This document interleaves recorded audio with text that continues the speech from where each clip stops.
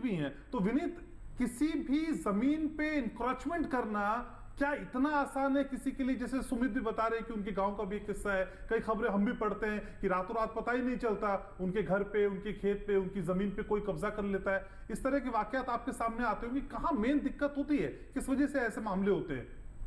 नहीं, आप जैसा अभी सुमित जी ने बताया कि एक संगठित व्यवस्था रहती है जो नज़र पर रखती है गांव के ग्रामीण परिसर में कि कहाँ किसकी ज़मीन जो है वो आसानी से उनके हाथ में आ सकती है। किसी घर पे देहांत हो जाए या वो पलायन कर जाए कहीं बाहर को, वो ध्यान ना दें। कभी कभी गांव की नियम होती है कि लोग बाउंड्री करा नहीं रहे खेत की, तो वहाँ पे उनका बंटवारा होने वाला है, उसमें किसी ने मौका लेकर उसको हड़प लिया, ज़मीन को इंक्रोच कर लिया। तो ऐसे कुछ परिस्थितियाँ एक व्यवस्था देखते रहती है।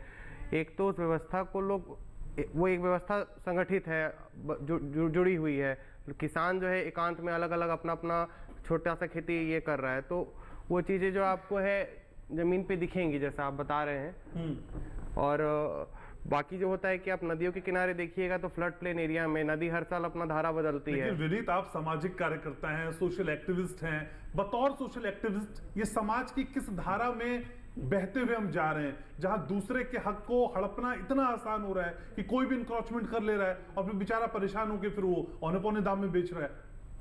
इसमें जो है मुख्यतः जो है कि लोगों के पास जानकारी नहीं होती है कि आपके पास इंक्रोचमेंट हो जाए, अगर आपकी ज़मीन अधिग्रहण हो जाए तो फिर वो ज़मीन को अपना वापस कैसे ले सकते हैं। कानूनी प्रक्रिया जो है, जो अंग्रेजी में शब्द होता है कन्फ्लिक्ट कहते हैं, कन्फ्लिक्ट जो है कॉस्ट लेकर आता है। तो एक छोटा आदमी जो है उस कन्फ्लिक्ट के कॉस्ट को बेयर नहीं कर पाता है। और जो संगठित व्यवस्था जो सुमित जी ने बताया अभी एक किसान के तौर पर, वो संगठित व्यवस्था उस कन्फ्लिक्ट के कॉस्ट को समझती है कि उसके हिसाब से वो ज़मीन का दाम जो है, जो वो अधिग्रहण कर रहा है वो ज़्यादा है, उसको रिटर्न ज़्यादा मिल रहा है।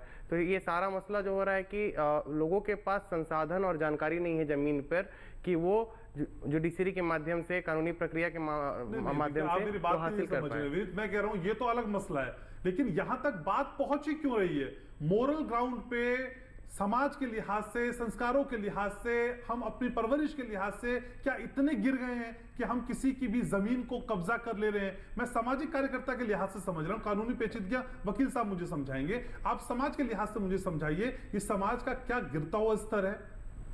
जी, समाज का गिरता हुआ स्तर नहीं है ये, मतलब आप कैसे बताइए। मतलब हम तो समय के साथ धीरे धीरे एक अर्थ युग की शब्द कही जाती है कि हम अर्थ युग की तरफ बढ़ रहे हैं। तो लोगों को अर्थ से मतलब है कि कैसे भी उनके पास धन संसाधन मजबूती से आ जाए। अब उसके लिए कोई भी माध्यम, कोई भी रास्ता वो अख्तियार कर ले रहे हैं। और उसके लिए मतलब हाँ, अब मोरालिटी की आप बात लेकर आइएगा तो एक अलग विषय निकल जाएगी कि लोगों की मोरालिटी समाज के तौर पर हम कहाँ बढ़ रहे हैं। ठीक है, आप